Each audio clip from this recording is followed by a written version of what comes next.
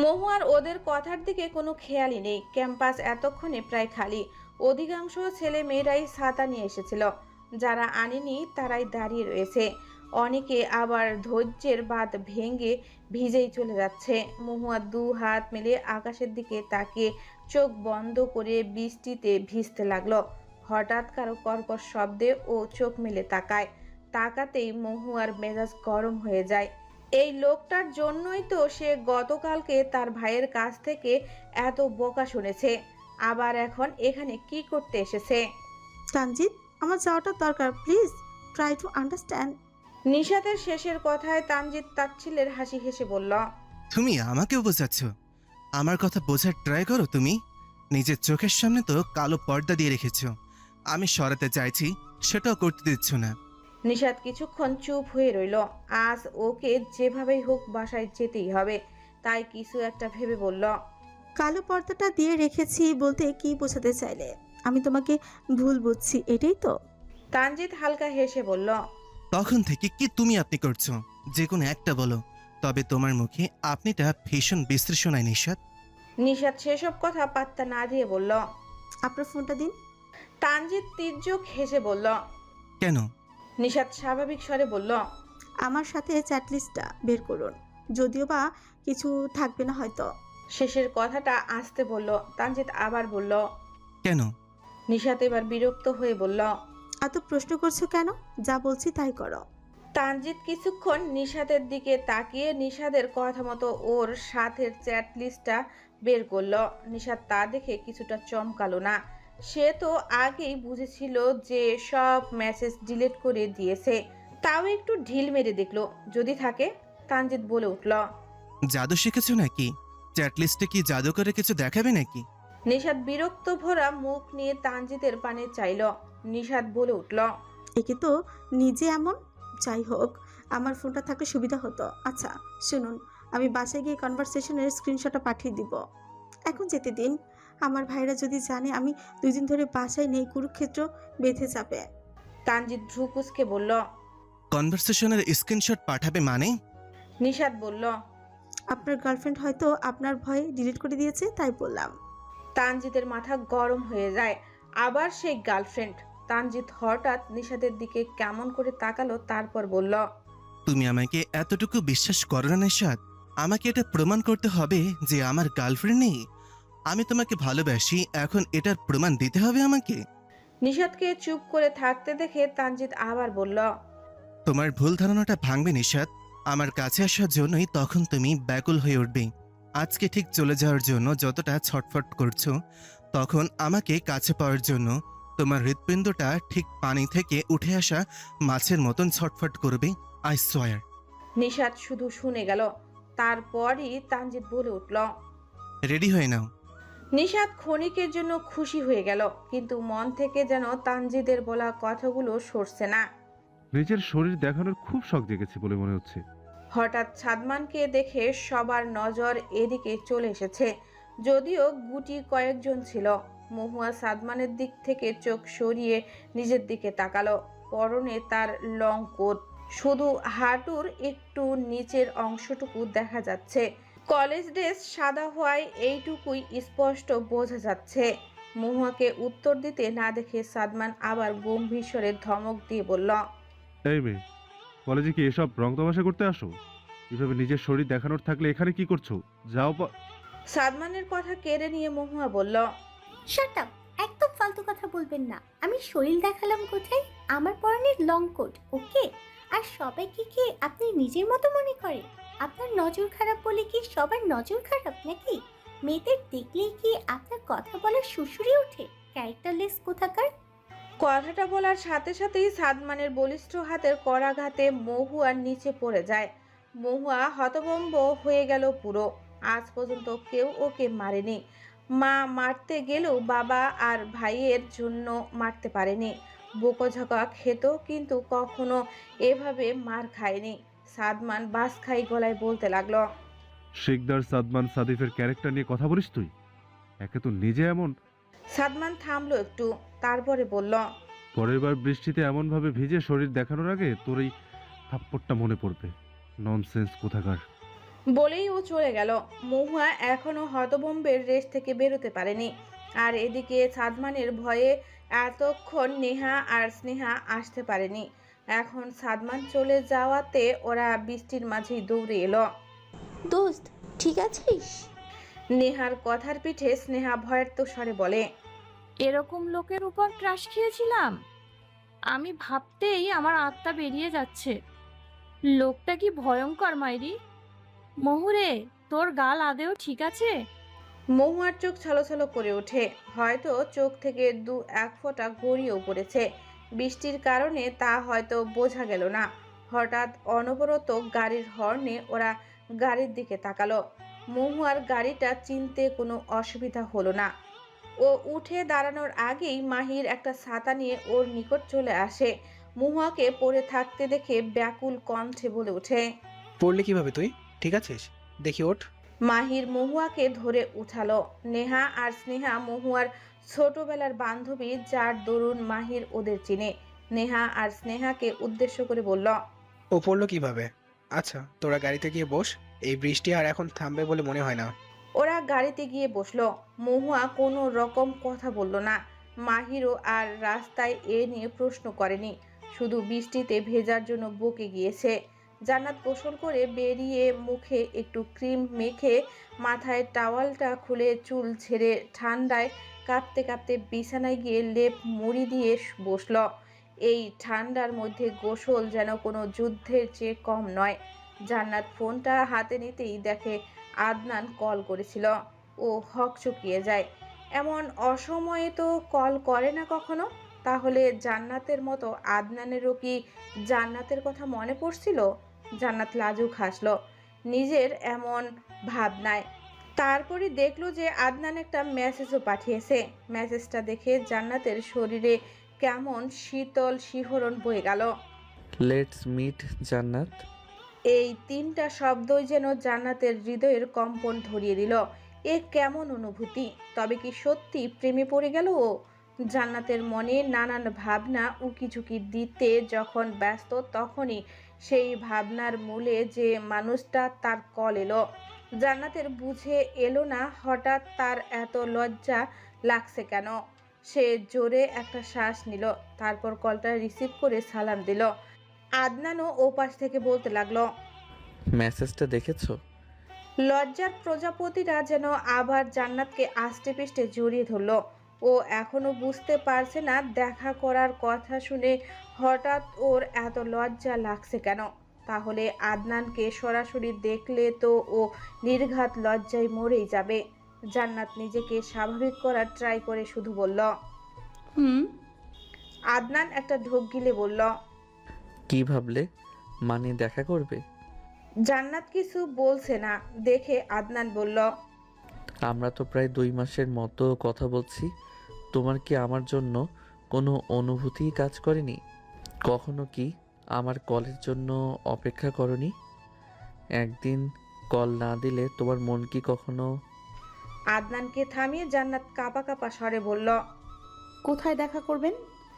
আদনান কিছুক্ষণের জন্য হতভম্ব হয়ে গেল। তারপরেই তার মুখে ফুটে উঠল বিজয়ের হাসি, যেন সে কোনো রাজ্য জয় করেছেই তো, তার প্রেয়সীর মনের রাজ্য জয় করেছে। আদনান ঠিক শুনেছে নাকি কনফার্ম হতে আবার জিজ্ঞাসা করল। কি বললে? জান্নাত লাজুক স্বরে বলল, কোথায় দেখা করবেন? বেশি দূরে যেতে পারবো না। আদনানের ঠোঁটের কোণে পুনরায় হাসি ফুটে উঠল। জান্নাতকে কোনো রকম বলল, আমি অ্যাড্রেস সেন্ড করে দেব। টাটা। বলেই কল কেটে দিল। আদনান ফোনটা সোফায় ছুঁড়ে খুশিতে এক প্রকার লাফিয়ে উঠল। অভ্র কিচেন থেকে কফি হাতে এসে আদনানকে লাফাতে দেখে বলল, পাগল টাগল হলি নাকি এভাবে লাপাচ্ছিস? অভ্রর কথা শেষ করার আগেই আদনান খুশির ঠেলায় অভ্রকে কোলে তুলে ঘোরাতে লাগলো। অভ্রের হাতে কফির কাপ সেই কখন পড়ে গেছে। ভাগ্যিস কাছের ছিল না, তাই ভাঙেনি। অভ্র চেঁচাতে থাকে, আব্বে শালা, তোর বউ না আমি? নয় আমাকে সাদমান ভাই, বাঁচা আমাকে। আরে ওই হারামজাদা তো বাড়িতে নেই। আদনাইনার বাচ্চা, নামা। আদনান এবার অভ্রকে নামিয়ে দিল। অভ্র বুকে হাত দিয়ে শ্বাস নিচ্ছে। আদনানকে আবার হাসতে দেখে ও দূরে গিয়ে বলে, একদম আমার ধারের কাছে আসবি না। তুই শালা সুবিধা না, আমি আর থাকবো না এখানে। অভ্র যেতে নিলে আদনান ওর কাঁধে হাত দিয়ে বলে ওঠে, আরে খুশিতে খেয়াল ছিল না, তা না হলে তোর মতো বস্তাকে কে উঠায়? জান্নাত দেখা করবে বলেছে অভ্র। অভ্র ভ্রু কুঁচকে কিছুক্ষণ তাকিয়ে থাকে, তারপর বলে, তো জান্নাতকে কোলে নিয়ে নাচ, আমাকে কেন? শালা আরেকটু হলেই জানটা বেরিয়ে গিয়েছিল। আদনান অভ্রের দিকে একটু তাকালো, তারপরই ওর হাত ধরে চারিদিকে ঘুরে নাচতে লাগলো। আর অভ্র আবারও চেঁচাতে লাগলো। আকাশটা আজও কেমন মেঘাচ্ছন্ন, সূর্যের দেখা পাওয়া যেন এখন কষ্টসাধ্য। শৈত্যপ্রবাহ চলছে বোধহয়। আজ 5 দিন ধরে জ্বরের তোপে পড়ছে মহুয়া। একে তো শীতের মধ্যে বৃষ্টিতে ভিজেছে, তার উপর সাদমানের শক্তপোক্ত হাতের থাপ্পড়, সব মিলিয়ে মেয়েটা একদম জ্বরে কাবু হয়ে গিয়েছে। মহুয়া বিছানায় চোখ বন্ধ করে শুয়েছিল। জ্বরের তোপে মাথায় তুলতে পারে না মেয়েটা। আর একটু তাকালেই সবাই বৃষ্টিতে ভেজার জন্য বুকে যায় শুধু। আবার গালে 5 আঙ্গুলের দাগ নিয়ে নানান প্রশ্ন। মহুয়ার এসব প্রশ্নের উত্তর দেওয়ার থেকে শুয়ে থাকাই বেটার মনে হলো। ওই দিনের কথা মনে পড়লে তার জ্বরটা যেন আরও বেড়ে যায়। রাগ, দুঃখ, ক্ষোভ সব একসাথে যেন কান্না চলে আসে। হঠাৎ কেউ একজন মাথায় হাত বুলিয়ে কাতর স্বরে বলল, মহু, এখন কেমন আছিস? মহুয়া পিটপিট করে চোখ খুলল। তাকাতেই ও অবাক হয়ে গেল। পরক্ষণেই মুখে হাসি ফুটে উঠল। ও ভাঙ্গা স্বরে বলল, আরমিন আপু যে কখন এলে? মহুয়ার এমন ভাঙ্গা স্বর শুনে ও বলল, থাক, কথা বলিস না। ইস, চেহারাটার কি হাল হয়েছে! এমন হাড় কাঁপানো শীতে কেউ বৃষ্টিতে ভিজে? এখন দেখ কার কষ্ট হচ্ছে। ইস! মহুয়া শুকনো হাসলো শুধু। ঠান্ডাও মারাত্মক লেগেছে তার। গলার স্বর ভেঙে গেছে পুরো। তাই ও কিছু বলল না। হঠাৎ আরমিন মহুয়ার বাম গালে হাত দিয়ে বলল, এখনো দাগ যায়নি। কি সাংঘাতিক! মহুয়া হঠাৎ আবেশের সহিত আরমিনের দিকে তাকালো। আরমিন মহুয়ার অবস্থা বুঝতে পেরে বলল, আমি শুনেছি সব। কেন তর্ক করতে যাস অমন লোকের সাথে? সবাই তো আর এক না, দেখলি তো। মহুয়া ভাঙ্গা স্বরে বলে উঠল। বাড়ির কাউকে বলো না আপু, প্লিজ। মহুয়ার এমন অনুরোধের স্বরে আরমিন বলল, ঠিক আছে, বলবো না। তবে আর কখনো এমন তর্ক করবি না কারোর সাথে। মহুয়া ভদ্র মেয়ের মতো ঘাড় কাত করে ওকে বলল। তখনই কেউ কাতর স্বরে ডেকে উঠল, মহু পাখি। জান, কথা বলছো না কেন? জান। এই 2 অক্ষরের শব্দটা যথেষ্ট ছিল জান্নাতকে লজ্জায় পিষে ফেলতে। জান্নাত বিছানার চাদরটা এক হাত দিয়ে চেপে ধরে রেখেছে। একটু বেশি লজ্জা লাগছে তার।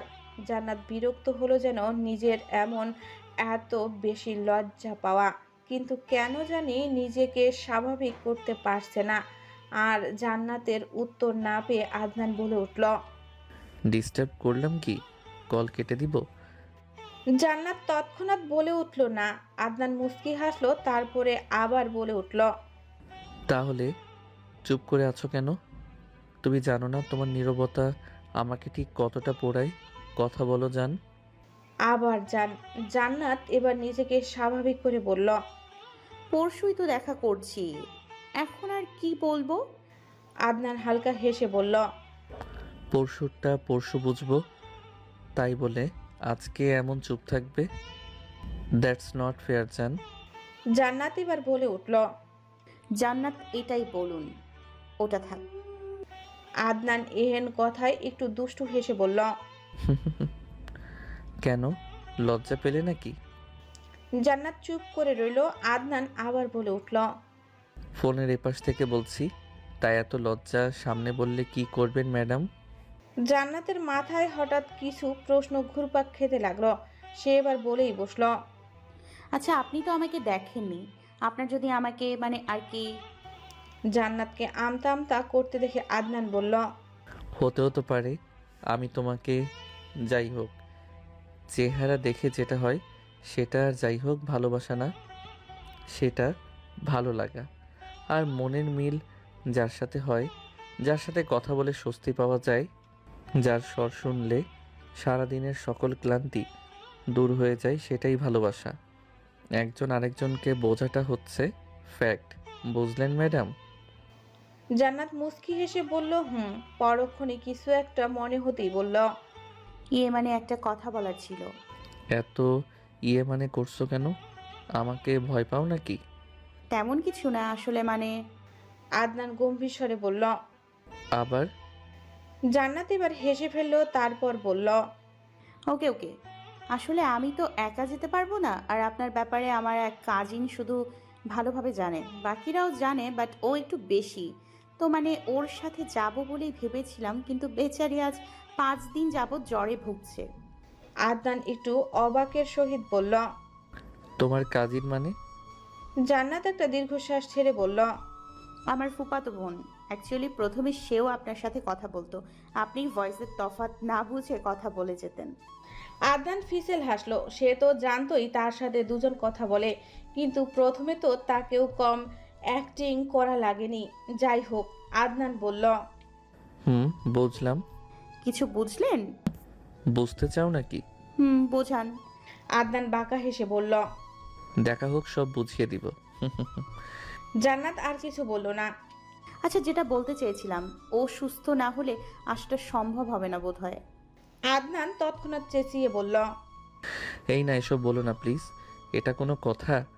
দরকার পড়লে আমি প্রেসক্রাইব করে দিচ্ছি, তাও প্লিজ। জান্নাত ঠোঁট চেপে হাসতে লাগলো আদনানের এমন কথায়, তারপর বলল, আরে কুল, আচ্ছা আমি ম্যানেজ করে নিব, এতটা উদ্বিগ্ন হতে হবে না। আদনান স্বস্তির শ্বাস ছাড়ল। মহু পাখি নামটা শোনার সাথে সাথেই মহুয়ার মুখটা বিরক্তিতে ছেয়ে গেল, কিন্তু প্রকাশ করলো না। সৌজন্যমূলক হাসি দিল উত্তরের পরিবর্তে। আরমিন পেছনে ঘুরে বলতে লাগলো, কোথায় ছিলে এতক্ষণ ভাইয়া? এসে তো উধাও হয়ে গেলে। আরমান হাতে থাকা ফুলের বুকেটা মহুয়ার বিছানার পাশে রাখলো, তারপর মহুয়ার দিকে তাকিয়ে বলল, একই হাল করেছো নিজের? ইস, কতটা শুকিয়ে গিয়েছো, জ্বর এখনো কমেনি? বলেই আরমান মহুয়ার কপালে হাত রাখতে যাবে, তার আগেই মাহির কথা থেকে এসে বলে হন্তদন্ত হয়ে বলে উঠল, টাচ করিস না। আরমান ওর দিকে তাকিয়ে বলে উঠল, কেন? আমি টাচ করলে কি ক্ষয় হয়ে যাবে নাকি? মাহির বলে উঠল, আরে সেটা কখন বললাম? না 5 দিন ধরে জ্বর, তো ভাইরাস হতে পারে, টাচ না করাই ভালো, তোরও হয়ে যেতে পারে। বেশি বলিস তুই। ও আবার হাত বাড়াতে উদ্যক্ত হলে মাহির আবার বলে ওঠে, আমি ডাক্তার না তুই? একদম টাচ করবি না। না তোর মতো বন্ধু হারিয়ে গেলে আমি আবার কোথায় পাবো বলতো? একদম না, আয় তো। কথাটা বলেই আরমানকে টেনে নিয়ে গেল ও। আরমিন একটু মুখ ভেংচি দিয়ে আস্তে করে বলে, যত সব, আমিও তো টাচ করেছি। এমন ভাবে বলছে যেন কারোর ভাইরাস হয়েছে। আরমান মাহিরের হাতটা ছাড়িয়ে বলল, ছাড় তো। আচ্ছা একটু কথা তো বলতে দে। টাচ করবো না, এতদিন পর দেখলাম ওকে। মাহির কিছু একটা ভেবে বলল, ওর সাথে কি কথা বলবি, বাচ্চা মানুষ। আরমান মনে মনে বলল, কিউটি একটা। কিন্তু বাহিরে বলল, তুই এমনভাবে বলছিস মনে হয় আমি ওর সাথে প্রেমালাপ করতে যাব। আর গেলেই বা না, ছাড় তো।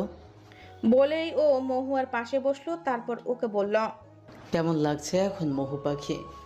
মহুয়ার মাথাটা যেন হঠাৎ গরম হয়ে গেল। ভালো থাকলে কি আর এভাবে মটকা মেরে পড়ে থাকে? আশ্চর্য। তারপরও আবার মহু পাখি, মানুষের মতো হাত পা চেহারা সব থাকতেও তাকে কোন দিক দিয়ে এই লোকের পাখি মনে হয়? যত সব আলগা পিরিত।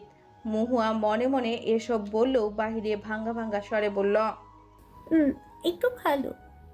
মোটেই না, তুমি একদম ভালো নেই। দেখো চেহারার কি অবস্থা হয়েছে। এ কি জ্বরের তোপে গাটাও লাল হয়ে গিয়েছে দেখে। মহুয়ার কেন যেন হাসি পেল, সে হেসেও ফেলল। মহুয়াকে হাসতে দেখে আরমান বলল, হাসলে কেন মহু পাখি? আচ্ছা হেসেছো, এটাই অনেক। ইস, পুরাই রসগোল্লা। ভাইয়ের এসব কথায় আমরিন এদিকে ঠোঁট চেপে হাসতে থাকে। তার আর বুঝতে বাকি নেই কিছু। আমরিনকে হাসতে দেখে মাহির বলল, তুমি দাঁত কেলাচ্ছ কেন? এইখানে কি সার্কাস চলছে যে হাসছো? মাহিরের হাসি তৎক্ষণাৎ উবড়ে গেল। ও কিছু বলতে যাবে তার আগেই মাহিরের মা কিছু স্ন্যাক্স নিয়ে এলেন। তারপর ওদের সাথে কিছুক্ষণ কথা বলে চলে গেলেন। আর মহুয়ার এতক্ষণে বিরক্তি লেগে গেছে এত কথাবার্তায়। আরমান তখন থেকে এটা ওটা বলেই চলছে ওকে, আর মহু পাখি তো প্রত্যেক কথায় কথায় বলছে। আচ্ছা মহু পাখি, বলো তো তোমার কি খেতে ইচ্ছে হচ্ছে, আমি কালকেই নিয়ে আসবো। মহুয়ার এবার ধৈর্যের বাঁধ ভেঙে গেল যেন। এমনিতেই চোখ মেলে তাকাতেই কষ্ট হচ্ছে, আর এই লোক প্রশ্নের উপর প্রশ্ন করছে। মাথাটা এখন ব্যথা করছে, তা বলে বসলো। বিষ, একটু বিষ এনে দিন। সবাই বলে উঠল। কি? মহু এবার কাদো কাদো সুরে মাহিরকে উদ্দেশ্য করে বলল। ভাইয়া, মাথা ব্যথা করছে। আরমিন তো শুধু নীরব দর্শকের মতো বসে আছে। মহুয়া আর আরমানের দিকে তাকিয়ে কি যেন ভাবছে। আর এদিকে মহুয়ার মাথা ব্যথা করছে শুনে আরমান ওর মাথায় আলতো হাতে মেসেজ করে দিতে দিতে বলে। এখন কেমন লাগছে? মাহির মাত্র কফিতে চুমুক দিয়েছিল। এই দৃশ্য দেখে ওর মুখ থেকে সব কফি সামনের দিকে ছিটকে গেল। ওর সামনেই আরমিন বসেছিল, যার দরুন সব ওর উপর এসে পড়েছে। এমন ঘটনায় সবাই হতভম্ব হলেও মহুয়া হেসে উঠল। সবার দৃষ্টি ওর দিকে যেতেই ও আবারও চুপ হয়ে গেল। নেহালের কথায় আজমল সিদ্দিকী আর রুবাইয়া বেগম ওর দিকে তাকালো। আজমল সিদ্দিকী চায়ের কাপে চুমুক দিয়ে বলে উঠলেন। ঘুমিয়ে আছে হয়তো, ওদেরটাও তো কেমন ঘুম পাওয়ার মতোই। তোমরাও ঘুমাও, যাও যাও ঘুমাও। নিলয় ওর কফির কাপটা রেখে উঠে দাঁড়িয়ে বলল। ঘুমানোর সময় দরজা লক করার পারমিশন কে দিয়েছে? আর বিকেলে তো ঘুমাতে দেখিনি আগে। বলেই ও নিশাদের দরজার সামনে এগোতে গেলে রুবাইয়া বেগম বাত ছেদে বললেন। আরে মেয়েটা একটু ক্লান্ত হয়তো, ডাকিস না এখন। ও যখন বেরোবে তখন ওকে বলে দিস। তোরাও যা, একটু রেস্ট নে বরং। এসে থেকে তো শুধু কাজ আর কাজ করে যাচ্ছিস। তাও 2-1 দিন পর অফিসে গেলে কি এমন ক্ষতি হবে? নেহাল ওর মায়ের দিকে তাকিয়ে বলল। নেহালের কথা শেষ হতেই আজমল সিদ্দিকী খবরের কাগজ থেকে চোখ সরিয়ে ওদের দিকে তাকিয়ে বলতে লাগলেন। তা এবার একটু নিজেদের প্রফেশনাল লাইফ ছেড়ে পার্সোনাল লাইফের দিকেও নজর দাও হে। নিলয় বাবার কথার মানে বুঝতে পেরে বলল। ভাই বরস ওটা আগে, আমার দেরি আছে। বলেই সোফায় হেলান দিয়ে ফোন স্ক্রল করতে লাগলো। আর নেহাল ওর দিকে চোখ গরম করে তাকালো। নিলয় খুব একটা পাত্তা দিল না। রুবাইয়া বেগম বলে উঠলেন। চুপ কর তো, 5 মিনিটের বড় আবার বড় হয় নাকি? আমার তো ইচ্ছে আছে আবার যমজ ছেলেদের জন্য যমজ বৌমা আনার। দেখতে যা লাগবে না? আজমল সিদ্দিকী বলে উঠলেন। পরে এর বউকে নিয়ে ওটানুক আর ওর বউকে নিয়ে এটানুক, বয়স তো কম হলো না, এবার একটু অন্তত নিজের বুদ্ধিটা কাজে লাগাও। রুবাইয়া বেগম তেতে উঠলেন। এই এই কি বলতে চাইছো তুমি? আমি বুদ্ধি কাজে লাগাই না মানে তুমি আমাকে আমার ছেলেদের সামনে বোকা বললে? বোকাই বটে, তা না হলে সারাটা জীবন এই সংসারের পেছনে খেটে মরতাম। আবার তোমার মতো খিটখেটে বুড়োর সাথে সংসার করছি। সত্যিই বোকা আমি। আজমল সিদ্দিকী রুবাইয়া বেগমের দিকে তাকিয়ে রইলেন। নেহাল আর নিলয় ঠোঁট চেপে হাসতে লাগলো। আজমল সিদ্দিকী মুখে কিছু না বললেও মনে মনে বললেন। বারবার এই মহিলা আমাকে এইভাবে কথার প্যাচে আমাকেই ফেলে অপমান করে গেল। আমি বলেই আছি, অন্য কেউ হলে এতদিনে বৃদ্ধাশ্রমে চলে যেত, এই আমি বলে রাখলাম। আজমল সিদ্দিকী খুব করে চাইলেন কথাগুলো সরাসরি বলতে, কিন্তু কেন যেন আর পারলেন না। বলা তো যায় না, আবার কি বলে অপমান করে দেয়। আরমিন চোখ মুখ কুঁচকে ফেলে তারপর রেগে বলে ওঠে। আমার মুখে আপনার কাছে বেসিন মনে হয়? যত সব। মাহির তৎক্ষণাৎ একটা টিস্যু এনে আরমিনকে দিয়ে বলতে থাকে। বেসিনের চেয়েও খারাপ। যাই হোক, এত জায়গা থাকতে আমার সামনে বসেছো কেন? মাহিরের এই কথায় যেন আরমিন আরো রেগে গেল। সরি না বলে উল্টো কিনা তাকেই ধমকাচ্ছে এখানে বসার জন্য। আরমিন বলে উঠল। এমন ভাবে বলছেন মনে হয় আপনার কোলে বসেছিলাম। যত সব। সরি না বলে আমাকেই ধমকাচ্ছেন আবার। আসছে আমার কোলে বসতে। এরকম দিবস্বপ্নও দেখতে যেও না, তা না হলে স্বপ্নে গিয়ে থাপ্পড় মেরে আসবো। আর সরি বলবো কেন? তুমি আমার সামনে বসেছো কেন? তাই তো কফি তোমার উপরে পড়েছে। আপনি ফেলবেন কেন? বেশ করেছি, এখানে বসেছি, যেখানে খুশি সেখানে বসবো। আমিও তাহলে বেশ করেছি কফি ফেলে। আপনি একটা লেজ কাটা টিকটিকি। এই কি বললে? আমি লেজ কাটা টিকটিকি হলে তুমি কি? তুমি একটা ফাজিল লেজকেরা বান্দর। আরমান আর মহুয়া একবার মাহিরের দিকে তাকাচ্ছে, একবার আরমিনের দিকে তাকাচ্ছে, আর ওরা ঝগড়া করেই যাচ্ছে। আরমান এবার চেঁচিয়ে বলে ওঠে। চুপ। মাহির আর আরমিন দুজনেই চুপ হয়ে যায়, কিন্তু মনে হচ্ছে চোখ দিয়ে একে অপরকে পারলে ভস্ম করে দিবে। আরমান আরমিনের দিকে তাকে বলতে থাকে। এটা কোন ধরনের ম্যানার্স? বড়দের সাথে এভাবে কথা বলতে শেখানো হয়েছে? আরমিন একটু মুখ ভেঙচি দিল। আরমান এবার মাহিরের দিকে তাকিয়ে বলে। তোরই বা কেমন হয়েছিল যে কফি মুখ থেকে পড়ে গেল? মাহিরের এবার টনক নড়ল। ও তাকিয়ে দেখে আরমানের একটা হাত এখনো মহুয়ার মাথায়। সে তৎক্ষণাৎ বলে ওঠে। তোকে না বললাম টাচ করিস না, ভাইরাস। আরমান মাহিরের কথা কেড়ে বলে ওঠে। চুপ কর তো তুই, আর ভাইরাস হলে হোক। মাহির এবার একটা দীর্ঘশ্বাস ছাড়ল, কিছু একটা ভেবে নিশ্চিন্ত হলো। মহুয়া এদিকে এতক্ষণ ঠোঁট চেপে হাসছিল। আরমান সেদিকে তাকিয়ে বলে। ঠোঁট চেপে আর হাসতে হবে না, ওপেনলি হাসো, লাইক। মহুয়া আরমানের হাসি দেখে এবার আর হাসি চেপে রাখতে পারল না, হো হো করে হাসতে লাগলো। মাহির সেদিকে তাকিয়ে হালকা হাসলো। এই কদিনে একবারও হাসতে তো দূর, ঠিক মতো কথাও বলতে দেখেনি মেয়েটাকে। বোনের হাসি দেখে সে নিজেও হাসলো, কিন্তু তার হাসি বেশিক্ষণ স্থায়ী হলো না। তার আগে একটা কল চলে আসলো। নামটা দেখে তার হাসি উবড়ে গেল। একটা শুকনো ঢোক গিলে ব্যালকনিতে চলে গেল। সন্ধ্যা হতেই যেন হঠাৎ বৃষ্টির আগমন ঘটল। টিপটিপ করে বৃষ্টি পড়তে আরম্ভ করেছে। নিশাত এখনো ব্যালকনিতে দাঁড়িয়ে রয়েছে। নিশাতের ইচ্ছাতেই ওর ব্যালকনিতে গ্রিল দেওয়া হয়নি। তার মতে ব্যালকনিতে গ্রিল দিয়ে জেলখানা বানানোর কোনো মানেই হয় না। ব্যালকনিতে এসে যদি জেলখানা জেলখানা ফিল হয়, তাহলে ব্যালকনির কোনো মানে হয়? তাই ওর ব্যালকনিতে আর গ্রিল দেওয়া হয়নি।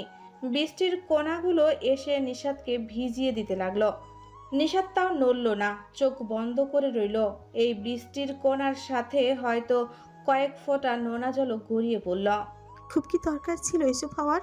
আমার পুরোটা জীবনটা এলোমেলো হয়ে গেল। হয়তো তানজিদি ঠিক বলেছে, আমি কোনোদিন ওকে ভালোই বাসিনি। তা না হলে কেন আমি এসব নোংরা ছবিগুলো দেখে আমার তানজিদকে অবিশ্বাস করলাম? আমি সত্যিই তানজিদের যোগ্য না। বলতে বলতে নিশাত ওখানে বসে পড়ল। হঠাৎ ও ফুপিয়ে কেঁদে উঠল।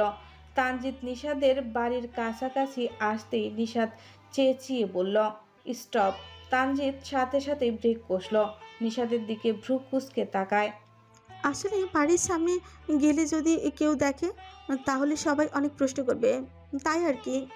তানজিদ একটা দীর্ঘশ্বাস ছাড়ল, তারপর বলল, ওই বাড়ির জামাই আমি, কোথায় আরো বলবে যে ভেতরে আসুন, খেয়ে যান, থাকুন কয়েকদিন। তা না করে বলছো এখনই গাড়ি থামাতে। নিশাত তানজিদের দিকে তাকিয়ে চোখ ফিরিয়ে নিল। তানজিদ বলে উঠল, আজকে চোখ ফিরিয়ে নিচ্ছ নাও, কিন্তু একদিন এই আমাকে চোখের আড়াল করতে চাইবে না। চাতক পাখির ন্যায় এই চোখ তখন আমাকেই খুঁজবে। নিশাত কিছু বলল না। সে গাড়ি থেকে বেরিয়ে যেতে নিলেই তানজিদ ডেকে উঠে। ওই! নিশাত তানজিদের দিকে তাকালো, তারপর ওর ডাকার কারণ বুঝতে পেরে বলল, অপেক্ষা করুন, আমি আসছি ফোন নিয়ে। কিছুক্ষণ পর নিশাত ফোন নিয়ে এলো।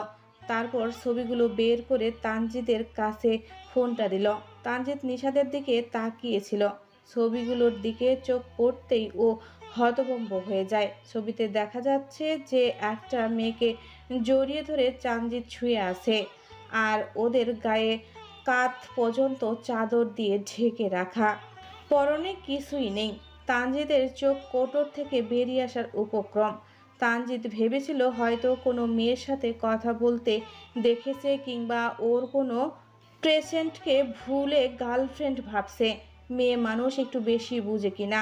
তানজিদ ভেবেছিল প্রথমে ডিভোর্স চাওয়ার জন্য ওকে উপযুক্ত শাস্তি দেবে, তারপর ওকে মানিয়ে নেবে। কিন্তু এখানে তো তানজিদ নিশাতের দিকে তাকালো, যার চোখ এখন ছলছল করছে। যে কোনো মুহূর্তেই অশ্রুধারা গড়িয়ে পড়বে। তানজিদ নিশাতের দিকে তাকালো, তারপরে ওর চোখের দিকে তাকিয়ে বলল, তুমি এটা বিশ্বাস করেছো নিশাত? তোমার আমাকে এমন মনে হয়? আমি তো ভেবেছিলাম কোনো মেয়ের সাথে হয়তো কথা বলতে দেখেছো, পেশেন্ট কিংবা ফ্রেন্ড হয়তো, কিন্তু তুমি তো নিশাত। তানজিৎ কাতর স্বরে ওকে ডাকলো। নিষাদের চোখ বেয়ে এতক্ষণে নোনা জল গড়িয়ে পড়তে শুরু করেছে। তানজিৎ বলল, তুমি কি আদৌ আমাকে কোনোদিন ভালোবেসেছো নিশাত? নিষাদ তৎক্ষণাৎ তানজিতের দিকে তাকালো। তানজিৎ আবার বলল,